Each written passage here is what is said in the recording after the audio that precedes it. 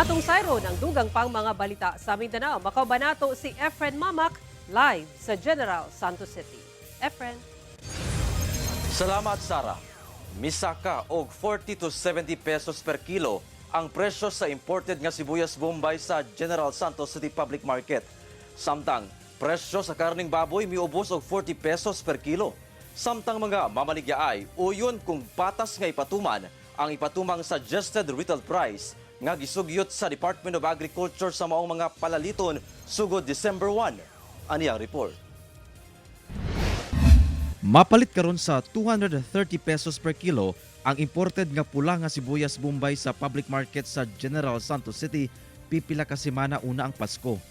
Mas taas kini og 70 pesos kung itandi sa 160 pesos per kilo sa milabayng bulan.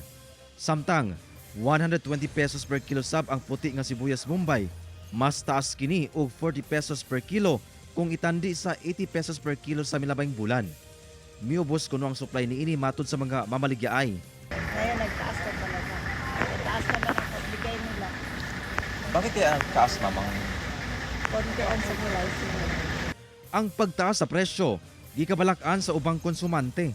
Ano na siya, peak season like Christmas. Sobrang mahal na yan. Baka magdodoble na yung price. Same sa amin na consumer, sobra talagang maapektuhan. Pag namili kayo ng early, baka masira din. Hinuon ang ubang gulay sama sa carrots miubos og 40 pesos per kilo kung asa 80 pesos per kilo ang baligya niini. Sa milabayng bulan, anaa kini sa 120 pesos per kilo. Susama sab ang giubos sa presyo sa karning baboy. Ang belly ug laman mapalit sa 340 pesos per kilo gikan sa 380 pesos per kilo. Matud sa mamaligyaay, epekto kuno kini sa pag-ubos sa farm gate price gumikan sa paigong supply. Ning bag-o lang, gibutihag sa Department of Agriculture nga ipatuman na sugod December 1 ang pagbutang og suggested retail price sa mga gulay ug karne.